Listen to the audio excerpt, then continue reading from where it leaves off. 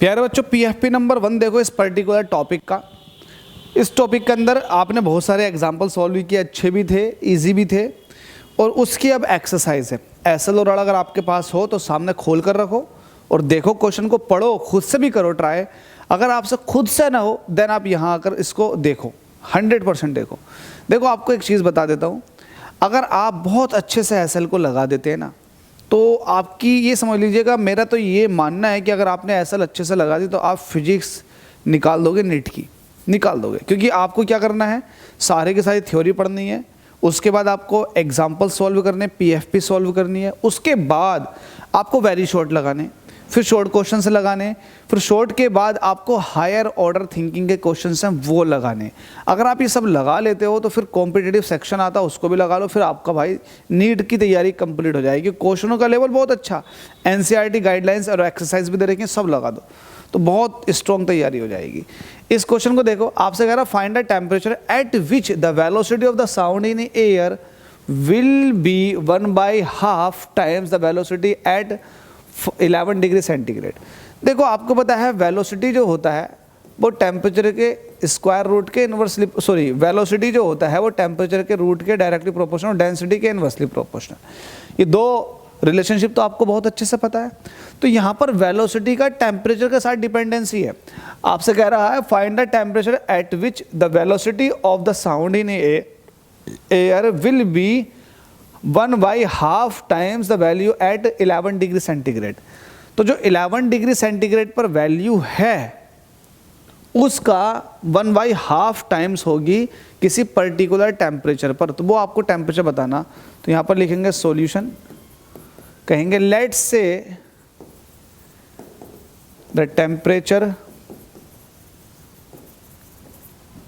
Is T degree centigrade. वो T degree centigrade temperature है जिस पर जो स्पीड होगी, तो आप वही कहोगे कि VT जो होगा वो कितना होगा, जल्दी से बताएं।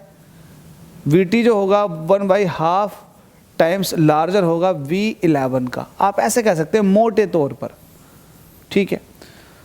ठीक है, तो फिर एक काम कर लेते हैं। आपको पता है V proportional to T square root में सिंस, तो यहाँ पर आप निकालेंगे कि V dash upon V dash मत कहो, V1 V2 कह दो, V1 अपॉन V2, इसको मैंने 1 कह दिया, इसको 2 कह दिया, ठीक है। V1 अपॉन V2 ये हो जाएगा square root T1 upon T2। याद रखेंगे टेम्परेचर जो है ना ये केल्विन में है, ना कि डिग्री सेंटीग्रेड में। अगर आपके पास कोई टेम्परेचर डिग्री सेंटीग्रेड में दे रखा हो तो उसे केल्विन में कन्वर्ट करना ये आपकी जिम्मेदारी है। तो V1 कितना है, 1/2 टाइम्स V11 का। तो मैं जब V1 की बात कर रहा हूँ तो मतलब T डिग्री सेंटीग्रेड पर टेम्परेचर, T डिग्री सेंटीग्रेड पर स्पीड की बात कर रहा हूँ तो V1 का जिक्र कर रहा हूँ। इसकी अगर रख दोगे 1/2 V2, और मैंने कह दिया है कि 11 डिग्री सेंटीग्रेड पर जो वेलोसिटी है वो V2 है, तो V2 यहाँ भी रखा जाएगा। अब देखो, जब बात चल रही थी V1 की, तो V1 मतलब वो पर्टिकुलर टेम्परेचर जिस पर आपको ये स्पीड बतानी है, तो वो मैंने T मान लिया था। तो T में 273 ऐड करके इसको केल्विन में कन्वर्ट कर लिया, यही हैंड टू हैंड। नीचे था 11 डिग्री सेंटीग्रेड, तो 11 में, क्योंकि 11 पर V2 थी, 11 में 273 ऐड कर दो, बस ख़त्म। अगर आपने ये चीज़ बारीकी से समझ रखी तो किसी के बाप के बस की बात नहीं है कि आपको फेल कर दे, ना किसी माई के लाल, ना किसी माई की लाली में ये क्वेश्चन करने से। अब इसको सॉल्व करो, V2 से V2 कट जाएगा, यहाँ से बचेगा हाफ, और यहाँ से कितना बचेगा, अभी इसको फ़िलहाल ऐसे रहने दें, T + 273। इसको देखेंगे तो ये हो जाएगा 4 और ये हो जाएगा 8, 284। ये है हाफ, हाफ का मतलब होता है 3/2। 3/2 स्क्वायर रूट इधर को आएगा तो 3/2 के स्क्वायर में पहुँच जाएगा, और इधर हो जाएगा T + 273 डिवाइडेड बाई 284। 3 का स्क्वायर होता है 9, और वहीं 2 का स्क्वायर होता है 4, इधर हो जाएगा T + 273 और नीचे हो जाएगा 284। ये फिनोमिना मैंने आपको समझाया था, इसको मिटा देता हूँ। काटते हैं, 4 से काटेंगे, 4 × 7 = 28 और 4 × 1 = 4। वैल्यू आ गई यहाँ पर 9। अब 9 के साथ 71 की मल्टीप्लाई हो जाएगी, इधर बचेगा T + 273। ख़त्म कर लो इसको। अब छोटी सी मल्टीप्लाई है, उसे सब्ट्रैक्ट कर लेंगे। देखो कैसे, मैं कह रहा हूँ 9 की मल्टीप्लाई करो, 71 से 9 1 से 9 और 9 7 63, ये वैल्यू आ चुकी है। 273 इधर आके माइनस का हो जाएगा, इधर बचेगा सिर्फ t। बताओ 639 में से है 273, 9 में से 3 निकालेंगे तो 6 बचेंगे, और ये 3 है और ये 7 है, तो 13 में से 7 निकालेंगे तो कितने बचेंगे, जल्दी से बताओ, 6 बचेंगे।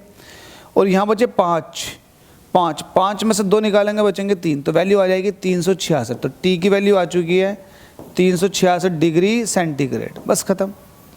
देखो आप लोग इतनी क्लियर तरीके से चीज़ों को समझें, ठीक है। एक वही वाली बात याद आ गई कि जो सोबत है वो खोबत है।